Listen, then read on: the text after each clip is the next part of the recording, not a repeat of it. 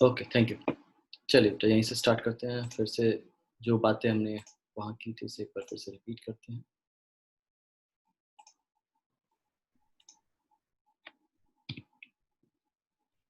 तो हमने पढ़ा था बेटा होमोलॉजी के बारे में। अभी एनालॉजी एक बार फिर रिपीट करके बताऊँगा क्या होता है। होमोलॉजी, होमोलोगस ऑर्गन में क्या बात करेंगे? यहाँ हमने कुछ डार्विन फिंचेस के बारे में बात किया था, हमने रेप्टाइल और बर्ड्स के फोर लिम्ब को कंपेयर किया था। फिर हमें बेटा ये आपको अलग-अलग हैबिटेट वाले एग्ज़ाम्पल दिए थे कि मैमल्स मैमल्स के कुछ ग्रुप रहते हैं अलग-अलग हैबिटेट में। तो हैबिटेट से मैंने पहचानना सिखाया था आपको, जबकि आपने पहले पढ़ा होगा होमोलॉजी जो भी कभी भी पढ़ा हो, तो होमोलॉजी इस तरीके से पढ़ा होगा कि सिमिलर ओरिजिन, डिफरेंट स्ट्रक्चर्स ऐसे पढ़ा होगा आपने, कि सिमिलर ओरिजिन हो और डिफरेंट स्ट्रक्चर्स अगर प्रेज़ेंट हो तो उसे होमोलॉजी बोलते हैं।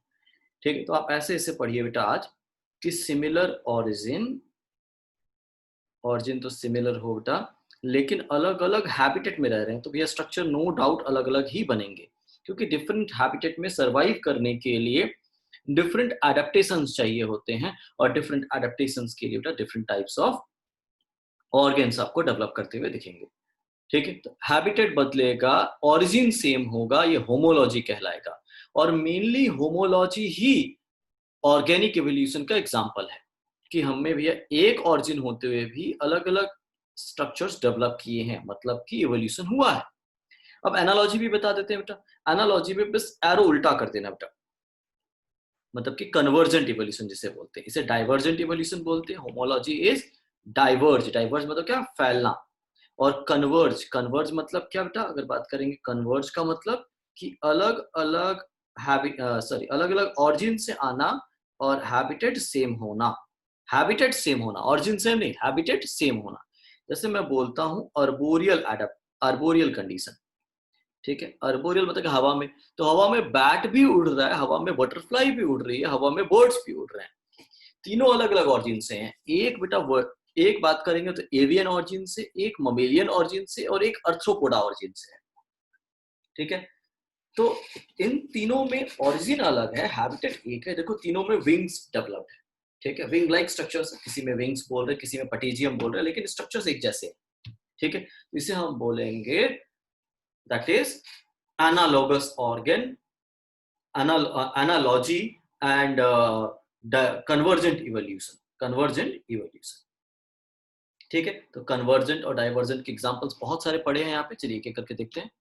ये जो आपको देख रहे हैं स्ट्रक्चरल होमोलॉजी बेटा, यहाँ पे स्ट्रक्चरल होमोलॉजी से यहाँ पे मतलब हो रहा है कि स्ट्रक्चर्स बिल्कुल बिल्कुल बेटा क्या है, ओरिजिन में सेम है, लेकिन स्ट्रक्चर्स बेटा काम करने में बदल गए। ठीक है? Structural homology. तो आप देख सकते हो बेटा सबके पास ह्यूमरस है लेकिन स्ट्रक्चर बदला हुआ है। ठीक है? सब के सब यहाँ पे बेटा अगर बात करेंगे तो कॉर्डेड ऑरिजिन के हैं। देखो यहाँ पे बर्ड्स हैं तो ममेलियन मत बोल देना। ठीक है? तो यहाँ सबके सब कॉर्डेट है, कॉर्डेटा है, या फिर सबके सब वर्टिब्रेटा ये भी बोल सकते हो। वर्टिब्रेटा भी बोल सकते हो आप। ठीक है? कॉर्डेट भी बोल सकते हो। तो इनमें मेनली वर्टिब्रेट्स होने के कारण ये सारे के सारे बेटा बोन्स एक जैसे हैं। ठीक है? एक जैसे ऑरिजिन के हैं लेकिन स्ट्रक्चर बदला हुआ है क्योंकि हैबिटेट अलग है। ह्यूमन का हैबिटेट अलग, हॉर्स का हैबिटेट अलग, बर्ड का हैबिटेट अलग, बैट का हैबिटेट अलग, सील का हैबिटेट अलग। तो मेरे ख्याल से बच्चा आपको स्ट्रक्चरल होमोलॉजी पॉइंट समझ में आए होंगे। इसके बाद से हम लोग मूव करते हैं स्ट्रक्चरल होमोलॉजी के बाद से बेटा उसी के कुछ और एग्जांपल्स है स्ट्रक्चरल होमोलॉजी के, बैट, ह्यूमन, कैट, वेल। ठीक है? तो ये सब भी क्या बता रहे हैं, सेम वही पैटर्न बता रहे हैं, देख सकते हो आप। फिर हमने एव्स और रेप्टाइल में देखा। तो इस इमेज को आप वीडियो में देख लेना डिटेल में, मैं भी इस पे ज्यादा समय नहीं देना चाहता हूँ आप लोगों को। ठीक है?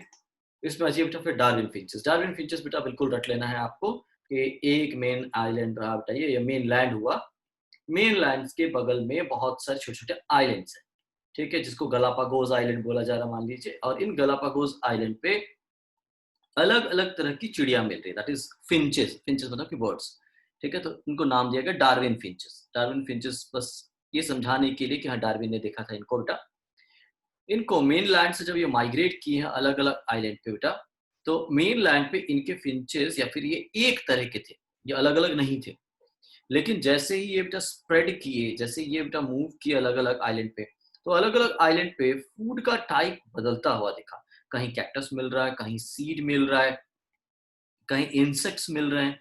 कहीं इनको बर्ड्स मिल रहे हैं, फ्लावर के सॉफ्ट बर्ड्स, प्लांट के सॉफ्ट बर्ड्स, तो इनका खाना पीना बदल गया, सबका अलग अलग फूड मिल रहा है। तो एक जैसा बीक काम नहीं करेगा, डिफरेंट टाइप्स ऑफ बीक्स चाहिए होंगे, या सीड ईटर को अलग बीक चाहिए होगा, ठीक है, कैक्टस ईटर को अलग बीक चाहिए होगा, इंसेक्ट ईटर को अलग बीक चाहिए होगा, बर्ड ईटर को अलग बीक चाहिए होगा। तो अलग अलग तरह के बीक्स का डेवलपमेंट हुआ, that is divergent evolution, also known as homology. तो इन सब की ऑरिजिन एक थी, तो देखो, लेकिन आज सब बदले हुए दिख रहे हैं, ठीक है, मतलब कि समय के साथ अडेप्ट करते हैं अलग अलग एनवायरमेंट में, ठीक है। फिर यहाँ पे बेटा अलग अलग इंसेक्ट्स में देखोगे तो अलग अलग उनके माउथ पार्ट्स मिलेंगे, that is homology in mouth parts of insect, ऐसे याद रखना, homology in mouth parts of insect.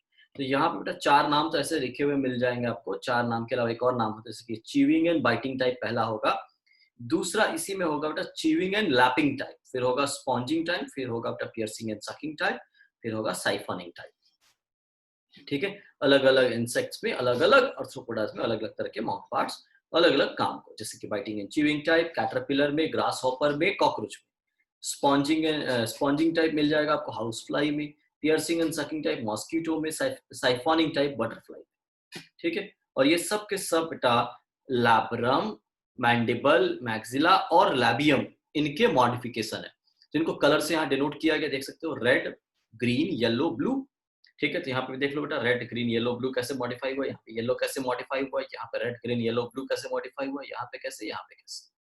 तो इन चीजों का आसानी से समझ सकते हैं हम यहाँ पे कि ये चीजें कैसे होमोलॉजी एनालॉजी को समझा रही है। फिर मार्सुपियल्स को थोड़ा सा जल्दी समझा दूं बेटा, आपको क्या होता है, प्रोटोथेरिया होते हैं, मेटाथेरिया होते हैं, ठीक है, फिर होते हैं यूथेरिया। तो Prototheria early mammals, middle mammals, last mammal, ठीक है, मतलब कि एडवांस मैमल, ये कहलाते हैं बेटा true placental mammal. True placental mammal में बेटा पूरी तरीके से प्लेसेंटा डेवलप करता है। मेटाथेरिया को ही बोलते हैं मार्सुपियल्स, मेटाथेरिया को ही बोलते हैं, नाम देते हैं मार्सुपियल्स, यही है मार्सुपियल्स। मार्सुपियल्स वो एनिमल्स होते हैं जिनमें डेवलपमेंट आधा बॉडी के भीतर होता है, आधा बॉडी के बाहर होता है, मतलब कि हाफ हाफ डेवलपमेंट, मतलब कि कुछ इंटरनल डेवलपमेंट शो करते हैं, कुछ एक्सटर्नल डेवलपमेंट शो करते हैं, ठीक है। इनमें गेस्टेशन पीरियड 2 दिन, 5 दिन, 10 दिन का होता है, या फिर 12 दिन, 15 दिन का होता है। कंगारू में बात करेंगे तो 12 दिन का गेस्टेशन पीरियड होता है, मतलब सिर्फ 12 दिन की प्रेगनेंसी पीरियड। अब 12 दिन बाद क्या करते हैं, वो सॉफ्ट इम्ब्रियो को, बहुत छोटे से इम्ब्रियो को बर्थ दे देते हैं, या अर्ली डेज में बर्थ दे देते हैं। कोआला में बात करेंगे बेटा, या कोआला के दूसरे सब स्पीसीज में बात करेंगे, तो इनमें 5 दिन का एम्ब्रियोनिक डेवलपमेंट होता है इंटरनल। तो प्लेसेंटा कहाँ बनने का मौका मिलेगा, या फिर वेल डेवलप्ड प्लेसेंटा नहीं होगा, ठीक है। और ये बर्थ जब दे देंगे तो ये अपने बॉडी के पास एक पाउच रखते हैं, जिसे बोलते हैं मार्सुपियम और ब्रूड पाउच। मार्सुपियम और ब्रूड पाउच, ब्रूड का मतलब होता है बेटा पैरेंटल केयर। तो ये ब्रूड पाउच में अपने बच्चों को रखते हैं यहाँ पे, और उसके बाद से उसे डेवलप करने का मौका देते हैं, एक्सटर्नल डेवलपमेंट होता है। और फिर यहाँ अगर बात करेंगे तो वो अपने बच्चों को उन मार्सुपियम में प्रेजेंट मैमरी ग्लैंड से फेड करवाते हैं, और वहां उनका डेवलपमेंट होता है। मैमरी ग्लैंड्स दो तरह के होते हैं इनमें बेटा, ठीक है, small memory glands and large memory glands. तो अर्ली डेवलपमेंट के लिए बेटा छोटे छोटे मैमरी ग्लैंड्स होते हैं, फिर जब ये बच्चे बड़े हो जाते हैं तो लार्ज मैमरी ग्लैंड्स होते हैं प्रेजेंट ऊपर की तरफ। और ये इंटायर डेवलपमेंट, उसके बाद का इंटायर डेवलपमेंट मार्सुपियम में कंप्लीट करते हैं, दैट्स व्हाई कॉल्ड मार्सुपियल्स, ठीक। अब मार्सुपियल्स बन तो गए, कहाँ पे मार्सुपियल्स बने, हर जगह बने थे, लेकिन एशिया के मार्सुपियल सर्वाइव नहीं किए। मतलब आपको इंडिया में, चाइना में मार्सुपियल्स नहीं मिले, क्या कंगारू मिलते हैं यहाँ पे, क्या आपको फ्लाइंग फलेंजर्स, सुगर ग्लाइडर, इस तरह के एनिमल्स मिल रहे हैं यहाँ पे आसपास, नहीं मिल रहे। क्यों, ये सिर्फ ऑस्ट्रेलिया में ही क्यों मिल रहे हैं?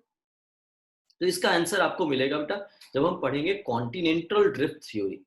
कॉन्टिनेंटल ड्रिफ्ट थ्योरी और थ्योरी ऑफ पैंजिया जब पढ़ेंगे तो वहां बताएंगे बेटा जियोग्राफिकली कैसे ये आइसोलेट हो गए, कैसे ये हमसे अलग हो गए, ठीक है। यहाँ पे भी बने थे लेकिन यहाँ के मार्सुपियल्स बचे नहीं, प्रोसेस ऑफ इवोल्यूशन में सरवाइव नहीं किए, उनकी डेथ हो गई, ठीक है। और जो मार्सुपियल्स ऑस्ट्रेलिया के रहे बेटा वो समय के साथ बदले, उनमें इवोल्यूशन और हुआ, और मार्सुपियल रेडिएशन हुआ, मतलब कि अलग अलग हैबिटेट में देखो जाके रह रहे हैं। ये अलग अलग हैबिटेट में जाके रह रहे हैं, और इनका फिर से नाम हो जाएगा बेटा, ध्यान दीजिएगा, इनका नाम हो जाएगा यहाँ पे डाइवर्जेंट इवोल्यूशन ऑस्ट्रेलिया के। और अलग अलग हैबिटेट आप समझ सकते हो, ये टास्मेनियन वुल्फ, टाइगर कैट। ये टाइगर कैट आपको करेक्ट कर लेना बेटा, टाइगर कैट यहाँ पे गलत लिखा हुआ, कस इससे बोलते हैं spotted cuscus, spotted cuscus, that you have to remember, क्योंकि अगले पेज में आपको इसका सही नाम मिल जाएगा वहाँ पे। ठीक है, देन मैं इसे अब हटाता हूँ, ये हो गया बेटा डाइवर्जेंट इवोल्यूशन, कुछ इसमें नहीं है। यहाँ आते हैं, इसे समझते हैं बेटा। मैं बोलता हूँ ये सारे के सारे हो गए बेटा ऑस्ट्रेलियन मार्सुपियल्स। ठीक है, यहाँ पे आपको दिख रहा है ये, एक मिनट,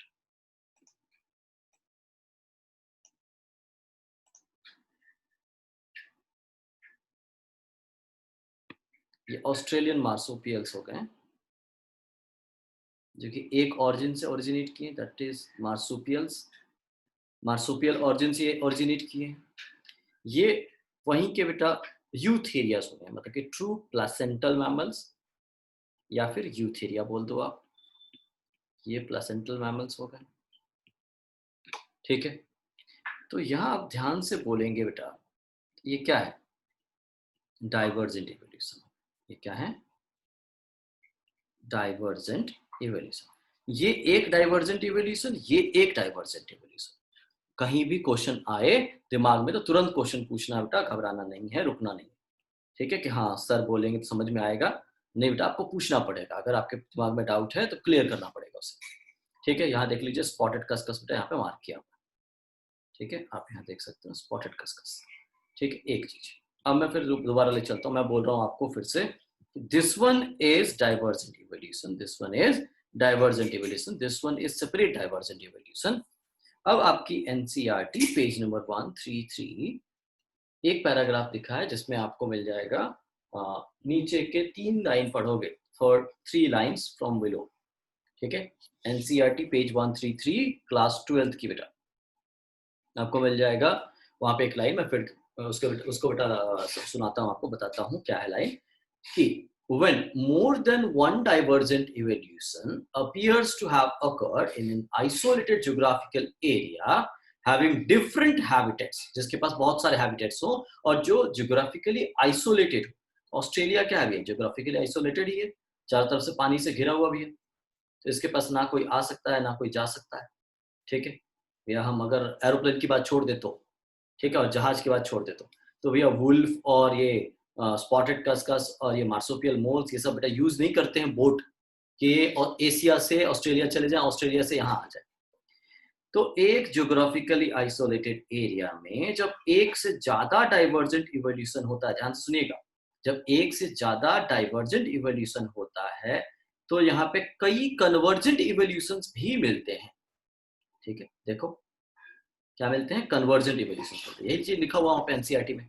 ठीक है, मैं फिर रिपीट कर दे रहा हूँ, जिन बच्चों को नहीं समझ में आया दोबारा पूछ लेना बेटा, पेज 133 एक नीचे का पैराग्राफ मिलेगा, लास्ट में 3 लाइन्स, लास्ट 3 लाइन्स। अब यहाँ ध्यान से देखिएगा, मार्सुपियल मोल और प्लेसेंटल मोल एक ही हैबिटेट में रहता है, तो ये दो अलग अलग ऑरिजिन से आए हैं और एक हैबिटेट में रहते हैं, तो ये हो गया बेटा क्या, that is convergent evolution analogy, ये एनालॉजी शो कर रहा है।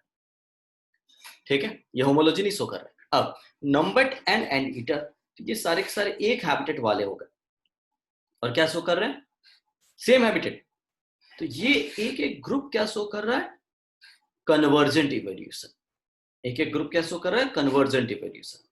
और अगर आप पूरे को एक साथ कंपेयर करो तो ये शो कर रहा पैरेलल इवोल्यूशन,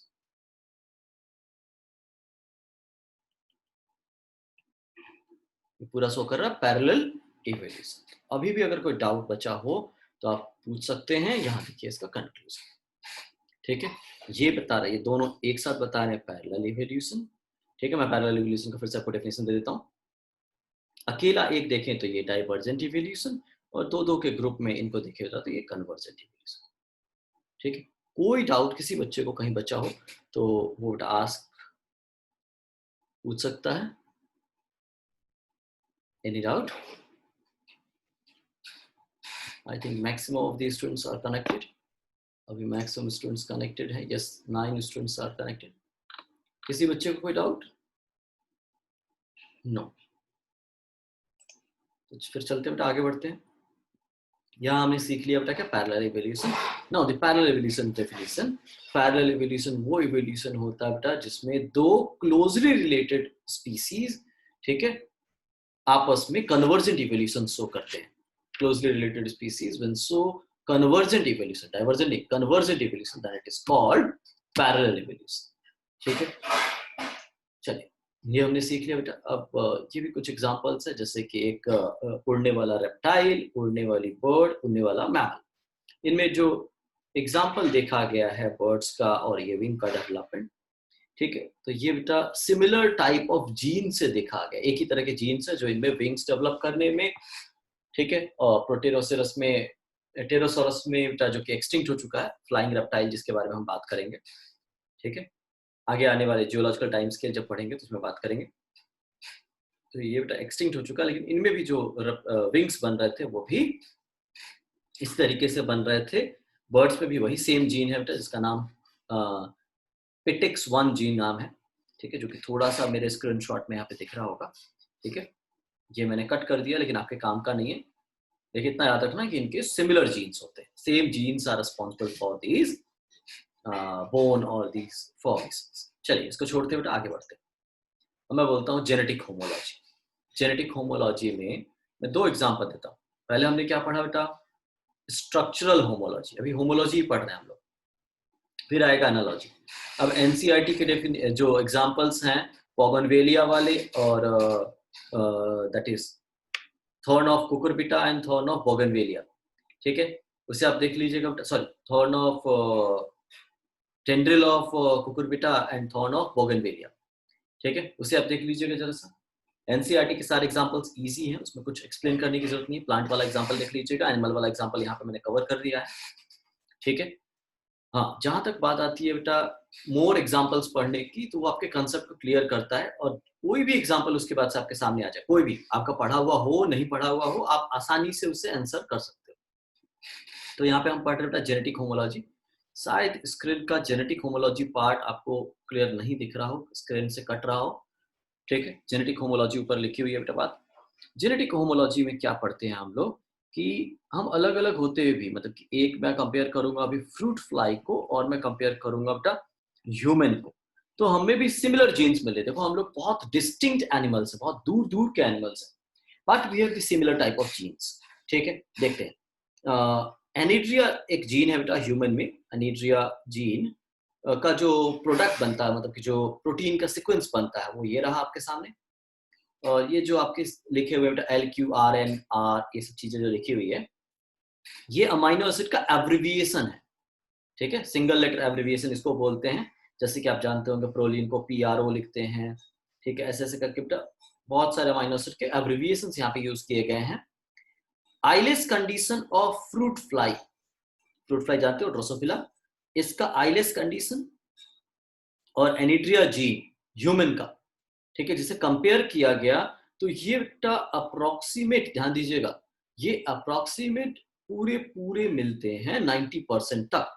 कुछ कुछ जगह पे देखो ये इनके जो प्रोटीन्स है, अमाइनो एसिड्स है, वो मैच नहीं कर रहा, जहां पर रेड मार्क किया गया, ठीक है। लगभग भी तो मैच कर रहे हैं भैया यहाँ पे। तो ये कैसे मैच कर रहे हैं, क्या ये मतलब कि कोइंसिडेंस है? नहीं बेटा, इवोल्यूशन है, ये कोइंसिडेंस नहीं है, ये इवोल्यूशन है। आइलेस कंडीशन वाला ही जीन इन फ्यूचर जाके ह्यूमन में एनिड्रिया जीन बनाता है, ठीक है। मतलब कि हम आपस में रिलेटेड हैं, इवोल्यूशन हुआ है, जेनेटिक सिमिलैरिटी होमोलॉजी है, ठीक है, ये साफ साफ बताता है। अब चलते हैं आगे। ये हटा देते हैं बेटा, अब पढ़ते हैं evidences from vestigial organ. About मैं फास्ट चल रहा हूँ बेटा, तो आप लोग बोल दीजिएगा, थोड़ा स्लो चलूंगा, अगर स्लो चल रहा हूँ तो भी बोल देना बेटा फास्ट चलूंगा, ठीक है। If you are considering about the vestigial organs, vestigial organ होते क्या पहले मैं समझा दूं। ऐसे ऑर्गन्स, टाइप ऑफ ऑर्गन्स जो हमारे एंसेस्ट्रल फॉर्म्स में प्रेजेंट है, एंसेस्टर नहीं, एंसेस्ट्रल फॉर्म्स में प्रेजेंट है,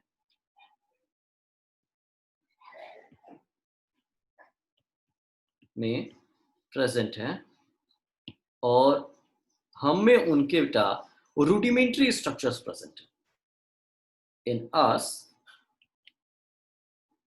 reduced non functional part is present. हम में reduced non functional part present है, तो उसे हम नाम देंगे क्या बेटा, दैट इज वेस्टिजियल ऑर्गन, उसे नाम देंगे वेस्टिजियल। ह्यूमन में अगर बात करेंगे, ह्यूमन में about 300 types of vestigial organs present है। 300 करीब बेटा वेस्टिजियल ऑर्गन है। लेकिन इन 300 वेस्टिजियल ऑर्गन्स में अगर बात करें, 300 वेस्टिजियल ऑर्गन्स में कितने काम के, कितने हमारे कोर्स के हैं, पढ़ने के, ठीक है। तो बहुत सारे वेस्टिजियल ऑर्गन है, वन बाय वन करके पढ़ना स्टार्ट करते हैं बेटा। पहला मैं बात करूंगा, डिस्कस करूंगा about the vermiform appendix. Vermiform appendix, या हम वर्मीफॉर्म अपेंडिक्स रिड्यूस्ड सीकम का पार्ट है, सीकम का रिड्यूस्ड पार्ट, ठीक है। फिर बात करेंगे प्लाइका सेमिलुनारिस,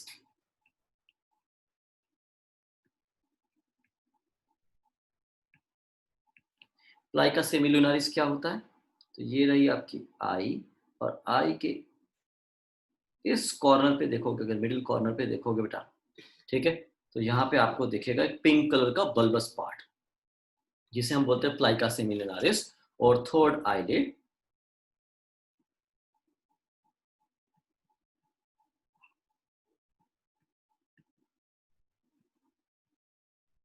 और निक्टिएटिंग मेम्ब्रेन,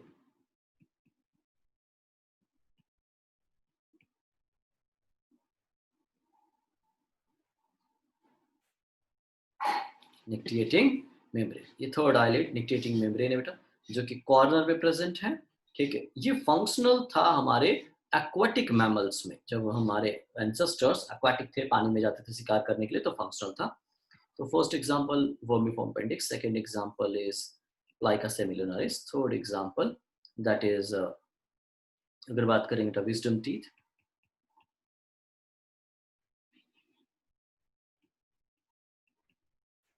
ठीक है। विजडम टीथ बेटा अकल की दांत जिसको बोलते हैं, जो कि 18 साल 19 साल 20 साल आने पे ही होती हैं, ठीक है। आप में मैक्सिमम में नहीं होंगी, इक्का दुक्का में आ गई होंगी तो आ गई होंगी, ठीक है। अब मैं चौथे एग्जाम्पल की तरफ चलता हूँ बेटा, विजडम टीथ के बाद से अगर बात करूंगा तो कनाइंस, अगर कनाइंस प्रेजेंट है, तो कनाइन तो ऐसे बेटा हम लोग के किसी काम के नहीं है, हम मांस खाते नहीं है। हम मांस जो खाते भी हैं वो शिकार करके नहीं खाते बेटा, मतलब कि फाड़ के नहीं खाते हैं दांत से, पका के खाते हैं, ठीक है। और काटने के लिए हम औजार यूज करते हैं, अपने दांतों को यूज नहीं करते हैं, तो फिर भी प्रेजेंट है। और ये आज से नहीं बेटा, हजारों साल से अगर मांस खा रहे तो पका के ही खा रहे हैं, कच्चा मांस कोई भी इंसान नहीं खाता है। तो एग्जैक्टली हम लोग ना कार्निवोर है, ये शायद पहले भी मैंने शायद डिस्कस किया हो आपके साथ, कार्निवोर नहीं है हम लोग, ये बोलना गलत होगा। हम लोग हर्बीवोर नहीं है, हम घास नहीं खाते हैं, गलत होगा। हम ओमनीवोर भी नहीं है, ओमनीवोर भी बहुत सारे बुक्स में आपके जूनियर बुक्स में लिखा होगा बेटा, हम ओमनीवोर भी नहीं है, ठीक है, डबल है, ठीक है। हम ओमनीवोर भी नहीं है, हम एग्जैक्टली हैं फ्रूजीवोर। हम क्या है, फ्रूजीवोर है। फ्रूजीवोर मतलब कि हम आसानी से फ्रूट्स को खा सकते हैं।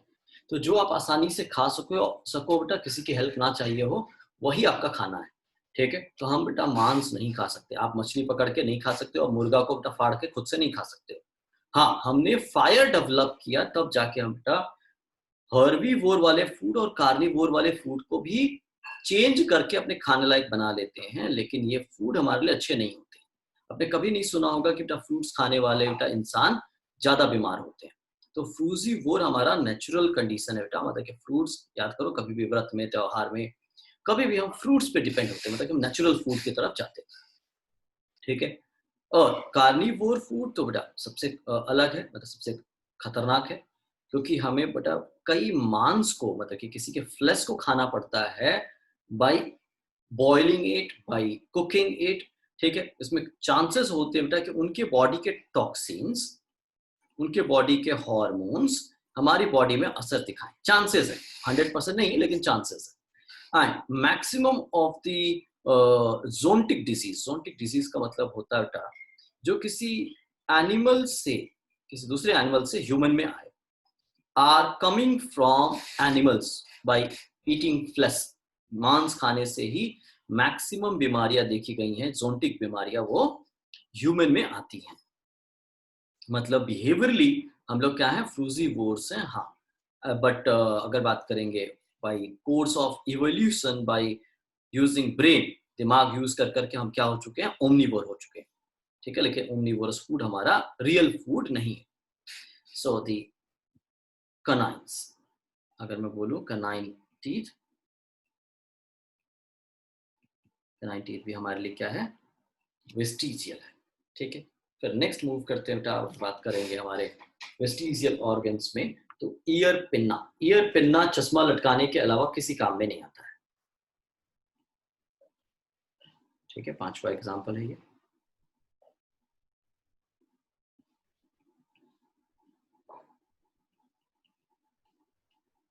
ईयर पिन्ना, ईयर पिन्ना का काम बेटा कोई नहीं है, बट ये फंक्शनल होता है काउ में, बफेलो में, डॉग में, कैट में, एलिफेंट में, ये फंक्शनल है, काम कर रहा है। फंक्शन इसका इन केस ऑफ अदर एनिमल्स होता है बेटा, साउंड वेव्स को गैदर करना, जमा करना और कान में डालना। तो दूर दूर से भी वो सुन सकते हैं बेटा, और अपने उनके कान देखना मूव करते रहते हैं। ठीक है, हमारे कान जनरली मूव नहीं करते। मैं जनरली वर्ड लगाया क्योंकि इसके बाद जो एग्जांपल पढ़ने वाले हम लोग अटाविज्म, वहां पे हम लोग बेटा मूवेबल ईयर के बारे में भी सुनेंगे। ठीक है, तो घबराइए मत, सुनते हैं पहले बेटा, पहले ईयर पिन्ना समझते हैं, क्या मैंने बोला ईयर पिन्ना के बारे में। तो ईयर पिन्ना हमें किसी काम का नहीं है बेटा, सिर्फ ये ईयर पियर्सिंग करके बेटा कान के कुंडल और इयररिंग्स पहनने के काम में आता है इन फीमेल्स। और बेटा अगर बात करेंगे चश्मा लटकाने के काम में आता है इन case of male female both. ठीक है, तो ये बस एक मजाक का पॉइंट है। ठीक है, इससे बायोलॉजी से कोई रिलेटेड नहीं है। ईयर पिन्ना नहीं भी हो तो आपको उतना ही सुनाई देगा, ईयर पिन्ना हो तो भी आपको उतना ही सुनाई देगा। ठीक है, मतलब कि ये हियरिंग में कोई खास एड नहीं करता है, कोई भी ये हेल्प नहीं करता। अब मैं सिक्स्थ एग्जांपल की तरफ देता हूँ बेटा आपको आइडिया, दैट इज ऑरिक्यूलर मसल। ये ईयर पिन्ना में ही एक मसल है बेटा, प्रेजेंट तो है लेकिन काम नहीं करती है, ऑरिक्यूलर मसल।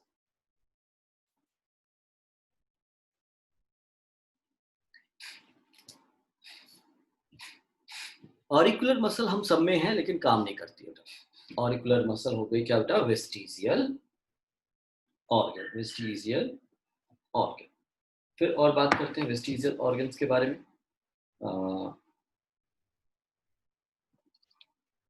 अगर बात करें न्यूक्लियेटिंग मेम्ब्रेन हो गया, कैनाइन हो गया, yes, abdominal segmental muscles. Salman Khan, Shahrukh Khan आपने सुना होगा भैया। ठीक है, जो बॉडी बिल्डर्स होते हैं उनके एब्डोमेन में आपने मसल्स देखे होंगे भैया, ऐसे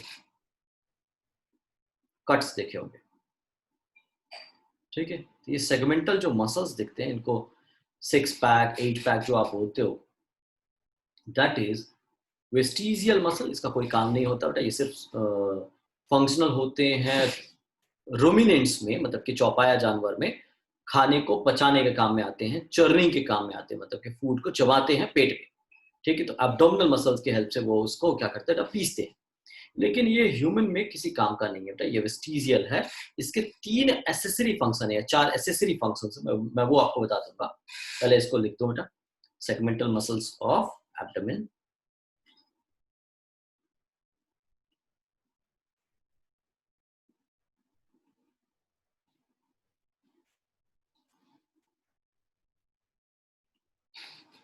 एब्डोमिनल सेगमेंटल मसल्स जो होते हैं वो वेस्टिजियल है, किसी काम के नहीं है। लेकिन इनके बेटा एसेसरी फंक्शन आप सुन लो, एसेसरी जो हेल्पिंग फंक्शंस हो गए, forceful parturition, forceful micturition, forceful defecation, ठीक है, एंड फोर्सफुल कफिंग। ठीक है, अगर आप खांसते हो, छींकते हो, उसमें ये काम में आते हैं फोर्सफुली। देन पार्चुरेशन, मतलब बेबी को बर्थ देने के काम में आते हैं।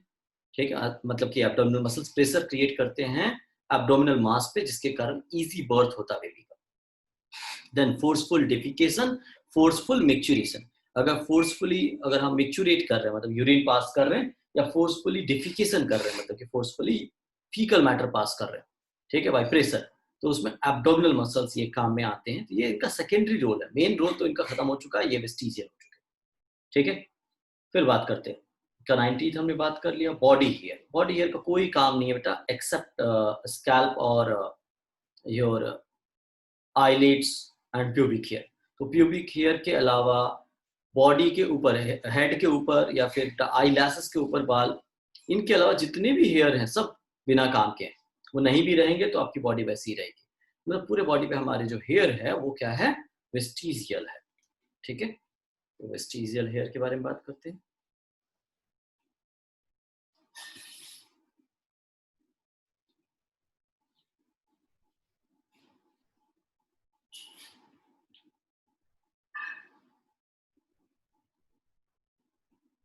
बॉडी हेयर, ठीक है। जो स्कैल्प के ऊपर जो हमारा हेयर है बेटा, उसका काम होता है, उसका फंक्शन होता है in the thermo regulation of scalp. Head को बेटा वो थर्मो रेगुलेशन देता है, हेड को बचाता है अधिक गर्मी से, ठीक है, हाई टेम्परेचर से। ठीक है, then in case of male, male में भी निपल्स प्रेजेंट होते हैं कभी कभी बेटा, कभी कभी क्या, हमेशा होते हैं। मैमरी ग्लैंड्स नहीं बोल रहा हूँ, मैं बोल रहा हूँ निपल्स। तो निपल्स इन मेल क्या भी है, ये वेस्टिजियल किसी काम के नहीं।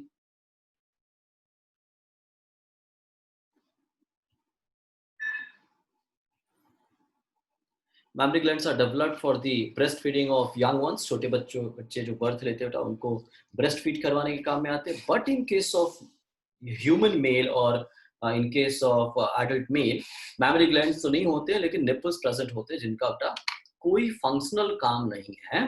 ठीक है, ये क्यों प्रेजेंट है? क्योंकि हमारे एंसेस्टर, याद करो बेटा जब आपने पढ़ा होगा Prototheria, duck billed echidna, platypus आपने सुना होगा। ठीक है, इन दोज केसेस वहां पे मेल भी ब्रेस्ट फीडिंग करवाते हैं अपने बच्चों को, that is gynaecomastia. Gynaecomastia condition वहां पे मिलता है, that is males having functional mammary glands, male और फीमेल दोनों वहां पे ब्रेस्ट फीडिंग करवाते हैं। तो वो चीज अभी भी उसके जीन्स हमें प्रेजेंट है, एक्सप्रेस करते हैं, और निपल्स मेल में प्रेजेंट है, निपल्स इन मेल। ओके, फिर बात करेंगे कॉक्सियल वर्टिब्री। इतना ही काफी है, 10 ही एग्जाम्पल काफी है आपके लिए। कॉक्सिस की vertebrae,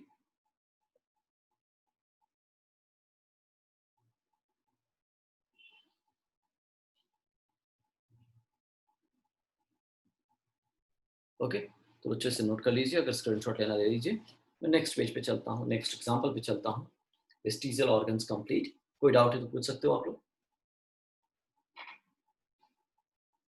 no doubt. Then evidences from atavism, yes, 1 minute।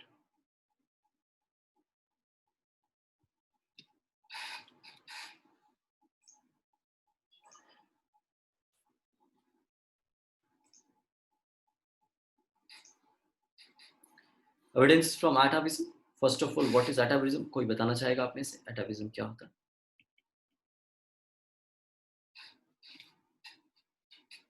Anyone? atavism क्या होता है, कोई बताना चाहेगा?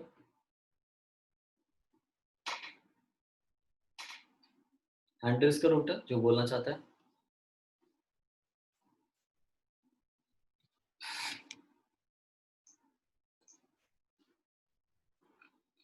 यस अदिति बोलिए बेटा। सर कभी कभी जो कैरेक्टर्स होते हैं वो सडनली आ जाते हैं जो एंसेस्टर्स में होने चाहिए थे, जो होते थे पहले, ओके ओके, जैसे कि human tail, very good, cervical fistula. Very good, very good. हाँ, और कोई बच्चा बताना चाहेगा?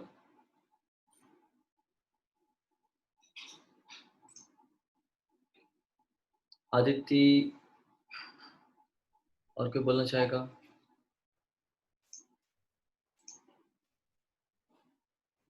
आदित्य सिंह बताना चाहोगे बेटा, जल्दी बोलो।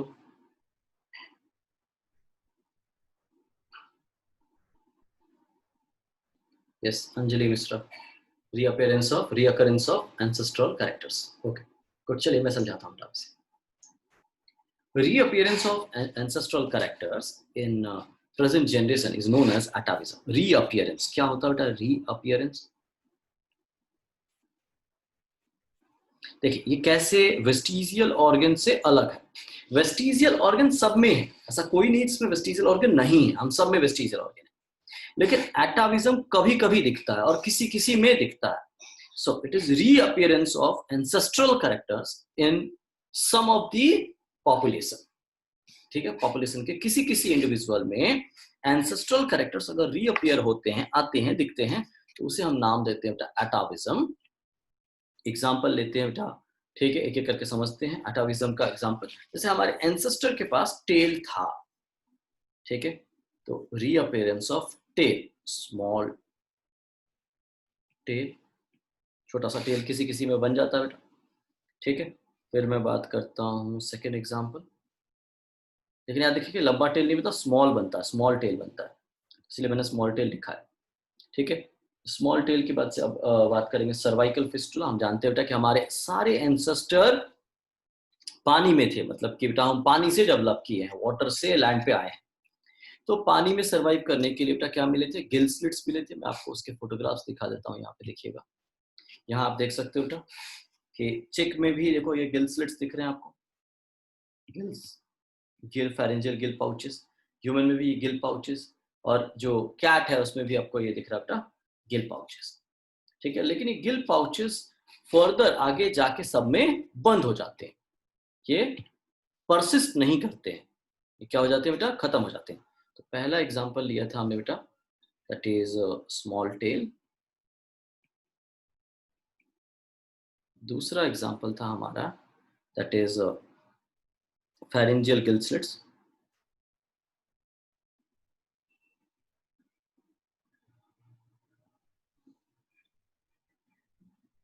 जो कि किस फॉर्म में है, जिसे हम बाद में जब एडल्ट में छोटे से स्कैर के फॉर्म में रहते, दाग बच जाता है, एडल्ट में ये सिर्फ एक दाग की तरह रहेगा, इसे हम बोलते हैं सर्वाइकल फिस्टुला।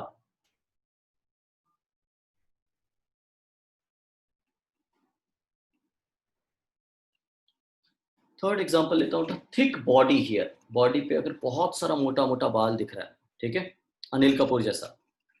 तो अनिल कपूर भी एग्जांपल ऐसा नहीं है, लेकिन मिस्टर इंडिया में आपने देखा होगा भैया मोटे मोटे बाल शरीर पे, भालू जैसे, तो thick body hair, thick body hair, ये एग्जांपल हो गया किसका, एटाविज्म का। फिर नेक्स्ट में बात करूंगा तो शार्प कनाइंस, कनाइंस पहले मैंने वेस्टिजियल में बात किया था, अभी मैं बोल रहा हूँ शार्प कनाइन। अगर किसी में बहुत ही नुकीले कनाइंस बन रहा है बेटा, तो उसे हम नाम देंगे क्या बेटा, एज ए शार्प कनाइन।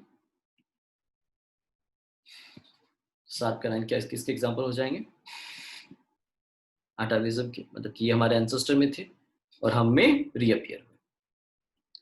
फिर बात करेंगे इनमें बेटा regarding the extra nipples in case, ऐसे ह्यूमन में बेटा दो ही निपल्स होते हैं, ठीक है, लेकिन अगर डॉग में बात करेंगे, कैट में बात करेंगे, तो सीरीज ऑफ निपल्स होते हैं बेटा एब्डोमिनल एरिया में, ठीक है। और ऐसा ही अगर ह्यूमन में होता है, एक्स्ट्रा निपल्स अगर आते हैं, दो से ज्यादा निपल्स आते हैं बेटा सीरीज में, ठीक है, उसे हम बोलते हैं एक्स्ट्रा निपल्स, मोर देन 2।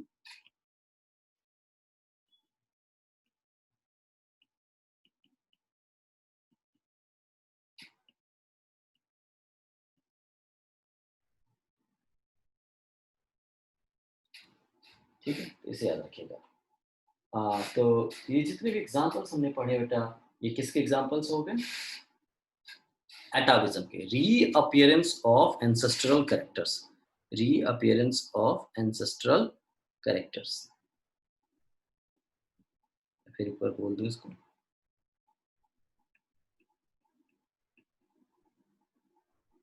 ऐसा क्यों होता है,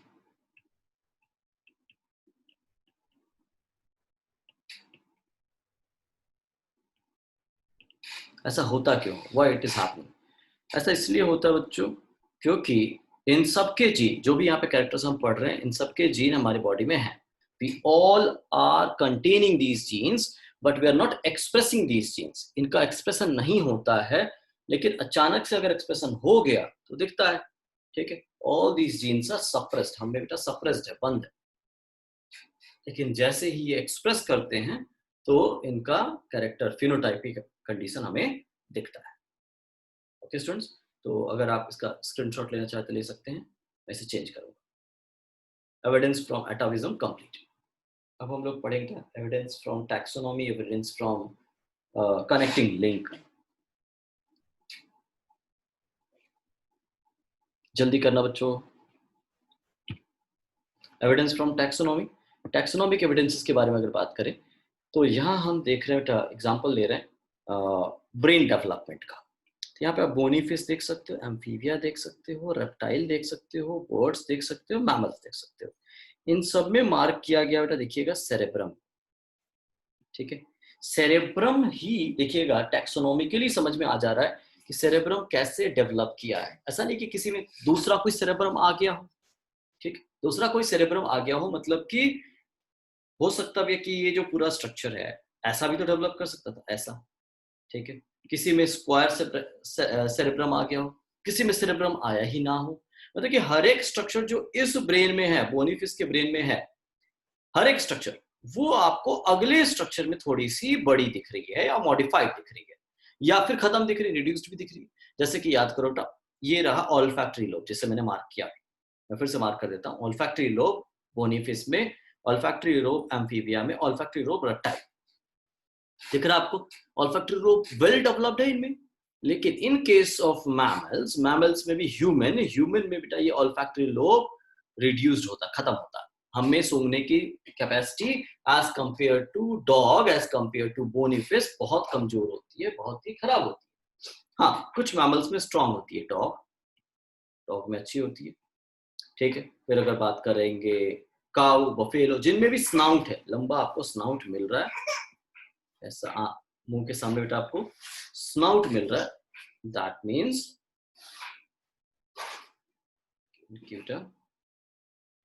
हेड के ऊपर आपको स्नाउट वाला एरिया मिल रहा है। 1 मिनट स्टूडेंट्स, उनमें स्मेल की कैपेसिटी ज्यादा है। पिग हो गया, डॉग हो गया, ठीक है, इनमें बेटा स्मेल की कैपेसिटी बहुत ज्यादा है, हमसे बहुत ज्यादा है, क्योंकि उनमें ऑल्फैक्टरी लोब उनका ब्रेन का ज्यादा डेवलप्ड है, ठीक है। हमारा सेरेब्रम ज्यादा डेवलप्ड है, तो हमें सोचने की कैपेसिटी, हमें एनालिसिस की कैपेसिटी ज्यादा है, हमें स्पीच सेंटर ज्यादा डेवलप्ड है, तो हमें बोलने की कैपेसिटी ज्यादा डेवलप्ड है। ओके स्टूडेंट्स, तो यहाँ बेटा टैक्सोनॉमिक एविडेंसेस में ये कंप्लीट हुआ। अब हम चलते हैं बेटा एम्ब्रियोलॉजी में। एम्ब्रियोलॉजी बहुत ही इंपॉर्टेंट है हमारे लिए पढ़ना यहाँ पे, ठीक है, कि एम्ब्रियोलॉजी क्या बताता है, एम्ब्रियोलॉजी के एविडेंसेस क्या बताते हैं बेटा। तो इसमें 2-3 साइंटिस्ट के नाम आते हैं बेटा, चलिए इसको पढ़ना शुरू करते हैं। Evidences from embryology. सबसे पहले आता है बेटा Baer's law. Evidences from embryology में सबसे पहले मैं बता दूं बेटा कि फादर ऑफ एम्ब्रियोलॉजी किसको बोलते हैं? फादर ऑफ एम्ब्रियोलॉजी बोलते हैं बेटा एरिस्टोटल को।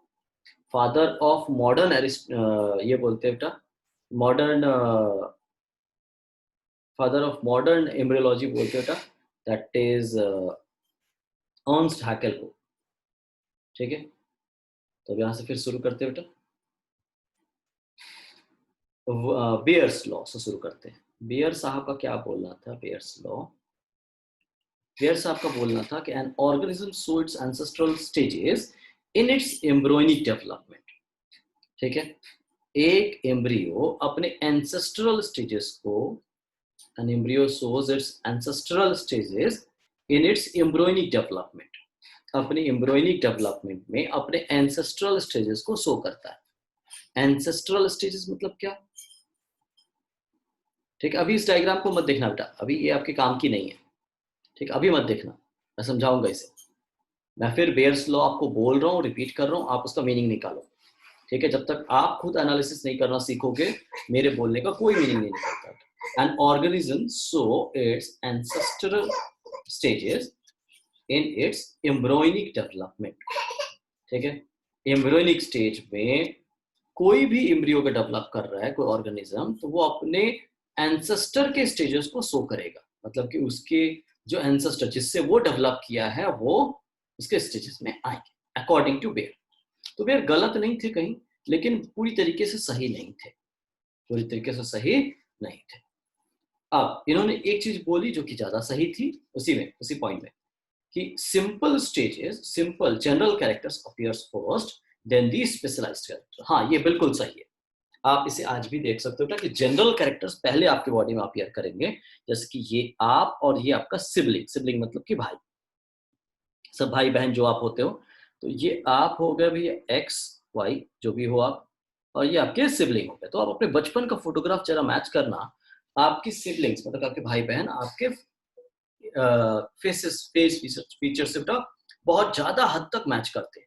जैसे जैसे आप बड़े होते जा रहे हो आप अपने भाई बहन से अलग होते जा रहे हो। अगर आप ट्विंस नहीं हो तो ठीक है, आप क्या होते जाओगे, आप अलग दिखते जाओगे जैसे जैसे आप बड़े हो रहे हो। लेकिन जब आप छोटे थे तो आप ज्यादा सिमिलर थे। अब किसी हॉस्पिटल में बहुत सारे बच्चे बर्थ लिए हैं, अब उन बच्चों को जाके मिलाओ मैच कराओ बेटा तो सब के सब लगभग लगभग एक जैसे दिखेंगे, उनमें कोई खास डिफरेंस नहीं मिलेगा। जब वो 1 दिन के होंगे, 2 दिन के होंगे, 3 दिन के होंगे, देखो उनमें डिफरेंसेस बढ़ते जाएंगे, उनमें डिफरेंसेस बढ़ते जाएंगे। अब मैं ये एक ओवा उठाया, ये एक सेकंड ओवा उठाया, ये एक थर्ड ओवा उठाया, ये 3 अलग अलग ह्यूमन से लिया गया है। क्या इनको देख के, ओवा को देख के बता सकते हो कि किस ह्यूमन से लिया गया? नहीं, क्योंकि बेटा ये सिंपल है। जैसे जैसे ये डेवलपमेंटल स्टेजेस को क्रॉस करेगा वैसे वैसे ये कॉम्प्लेक्स कैरेक्टर्स को लाएगा। मतलब कि simple characters appears first, then the complex character. General character पहले अपीयर करेंगे, फिर बेटा स्पेसिफिक कैरेक्टर। जनरल मतलब कि याद करो बेटा, जनरल कैरेक्टर क्या होते हैं? जनरल मतलब कि जो सब में हो, ठीक है? तो सब में हो तो भैया सब सभी जैसा लगेंगे, एक जैसा लगेंगे। तो जनरल कैरेक्टर्स अपीयर्स फर्स्ट, ये बेयर का लॉ था, ये याद रखिएगा। बेयर गलत ज्यादा नहीं थे लेकिन बहुत सही भी नहीं थे। अब उनके बाद से मुलर, मुलर साहब ने बोला रिकैपिचुलेशन थ्योरी। देखिएगा, मुलर गेव रिकैपिचुलेशन थ्योरी, ठीक है, ध्यान से सुनिएगा। Muller first propose recapitulation theory. Recapitulation theory को ही बेटा बोलते theory of repetition.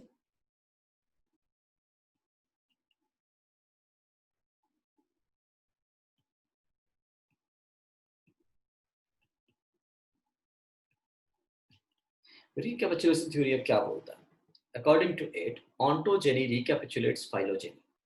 Ontogeny recapitulates phylogeny.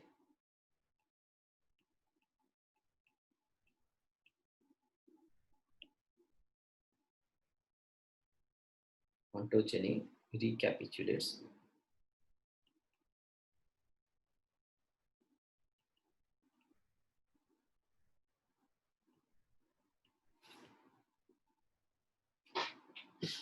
phylogeny. अब देखिए इसमें क्या मीनिंग क्या निकलता है। ऑन्टोजेनी में अगर बात करेंगे स्टूडेंट्स, ऑन्टोजेनी का मतलब होता है, ध्यान दीजिएगा, एम्ब्रियोलॉजी, ठीक है? Embryology, ontogeny means embryology, and phylogeny means evolution. Embryology evolution को रिपीट करता है।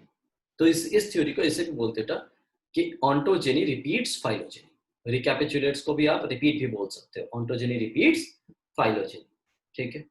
अब इसमें क्या बोलना था इनका कि एंसेस्ट्रल, इनका बोला था it means organism show it's ancestral adult, ध्यान दीजिएगा, stages during embryonic development. It shows the ancestral adult stages in its embryonic development, ठीक है? मैं फिर से रिपीट कर रहा हूं।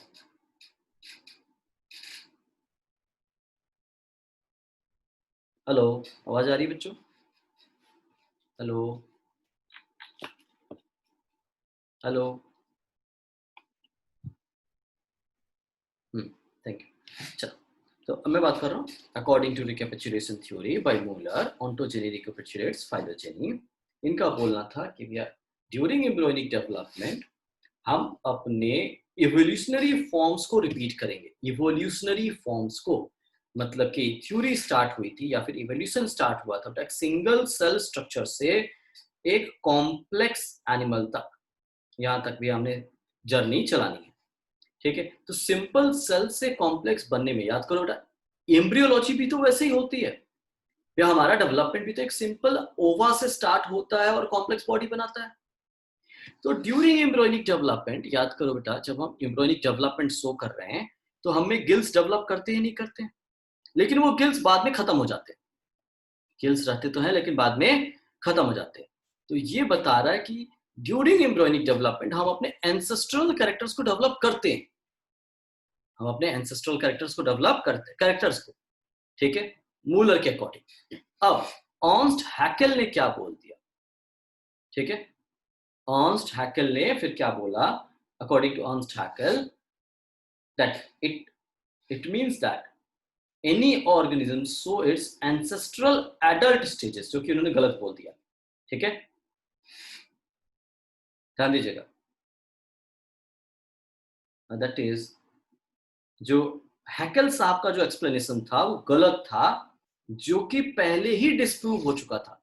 मतलब कि सीक्वेंस में बात करें तो सबसे पहले बेयर साहब आए, 1 मिनट, सबसे पहले बेयर साहब का रूल आया, फिर मूलर का आया, फिर हैकेल का आया। BMH याद रखना, बेयर, मूलर, हैकेल। तो बेयर सबसे पहले ही इसको बोल चुके थे, फिर मूलर भी बोल चुके थे, हैकेल लास्ट में आए तो उन्होंने गलत बोल दिया। गलत क्या, थोड़ा सा बोला, इनका बोलना था कि हम अपने मदर के वूम में या एम्ब्रियोनिक डेवलपमेंट में हम ऐसे डेवलप करेंगे, इस डायरेक्शन में। मतलब कि हम पहले अपने मदर के वूम में मछली बनेंगे, फिर एम्फीबिया बनेंगे, फिर रेप्टाइल बनेंगे, फिर बर्ड बनेंगे, फिर अर्ली मैमल्स बनेंगे, फिर धीरे धीरे धीरे धीरे कंप्लीट मैमल बनेंगे। तो हम अपने मदर के वूम में इस डायरेक्शन में चलेंगे, जबकि ऐसा नहीं था। हम ऐसा नहीं चलने वाले थे, हमारी जर्नी ऐसी चलती है, ऐसी। ठीक है, और इनिशियली ये देखो सारे स्टेजेस एक जैसे हैं, वो फिश का एम्ब्रियो हो या ह्यूमन का एम्ब्रियो, एक जैसा दिख रहा है। सैलमेंडर, टॉर्टोइस, जैसे जैसे डेज बढ़ रहे हैं एवोल्यूशन के, सॉरी डेवलपमेंट के, हम सब अलग होते जा रहे हैं जैसे जैसे डेज आगे बढ़ रहे हैं। ये बिल्कुल अलग दिख रहा है आपको बेटा लास्ट में। और बाद में और या और डिटेल में देखोगे, एडल्ट ह्यूमन को देखो, एडल्ट रैबिट को देखो, एडल्ट काफ को देखो, एडल्ट पिग को देखो, एडल्ट चिक को देखो, एडल्ट टर्टोइस को देखो, एडल्ट सैलमेंडर को देखो, एडल्ट फिश को देखो, बिल्कुल अलग दिखेंगे। ठीक है, that means the simple characters appears first, advance characters appears later, general characters appears first, specific characters appears later. इन सब पॉइंट्स को याद करते हुए फिर से मैं रिपीट करता हूं, हैकेल साहब का, अर्नस्ट हैकेल ने क्या बोल रखा था कि हम अपने एंसेस्ट्रल एडल्ट फॉर्म्स को अपने एम्ब्रियोनिक डेवलपमेंट में बदलते हुए आएंगे। तो क्या आप पहले मछली थे मदर के वूम में, फिर फ्रॉग बने, फिर रेप्टाइल बने, फिर बर्ड बने, फिर पिग बने, फिर कैट बने, फिर रैबिट बने, फिर ह्यूमन बने? क्या ऐसा था? नो, ये प्रोसेस हमने नहीं फॉलो किया, जैसे कि अर्नस्ट हैकेल बोल चुके थे। ठीक है, जो कि बाद में पता चला कि पहले ही, इनसे पहले ही मूलर इस बात को बोल चुके हैं कि ये गलत है। और अर्नस्ट हैकेल ने जो लॉ दिया था उसको बोला था उन्होंने बायोजेनेटिक लॉ। फिर से सुनिएगा, biogenetic law. In biogenetic law given by Ernst Hückel, ये अर्नस्ट हैकेल ने दिया था। ठीक है, अकॉर्डिंग टू इट, इन्होंने भी वही बात बोली कि सेम रिपीट किया, लेकिन इसमें कुछ ऐड करने की कोशिश की, वो गलत निकला। ऑन्टोजेनी, रिकैपिचुलेट्स फाइलोजेनी, और इनका ये बोलना हो गया कि it shows that all organisms evolve from common ancestors. ठीक है, इनका बोलना था कि हम सब एक कॉमन एंसेस्टर से ग्रो किए। ठीक है, और हम एम्ब्रियोनिक डेवलपमेंट में अलग हो जाते हैं, जबकि ऐसा नहीं है। हमारा एम्ब्रियोनिक डेवलपमेंट इवोल्यूशन के क्रम को शो करता है, इवोल्यूशन के प्रोसेस को शो करता है। यस, हम सिंगल सेल से स्टार्ट करते हैं बनना और कॉम्प्लेक्स बॉडी बनती है हमारी। यस, ड्यूरिंग एम्ब्रियोनिक डेवलपमेंट कुछ रेप्टिलियन कैरेक्टर, कुछ एवियन कैरेक्टर हमें डेवलप करते हैं। याद करो गिलस्लेट्स का होना, याद करो नोटोकॉर्ड का होना। नोटोकॉर्ड हमारे एंसेस्ट्रल फॉर्म में था, हम में भी है, लेकिन हम में क्या होता है, रिप्लेस हो जाता है एडल्ट में। ठीक है, इसीलिए भी हम कॉर्डेट कहलाते हैं। चलिए, तो ये हो गया बेटा एविडेंसेस फ्रॉम एम्ब्रियोलॉजी।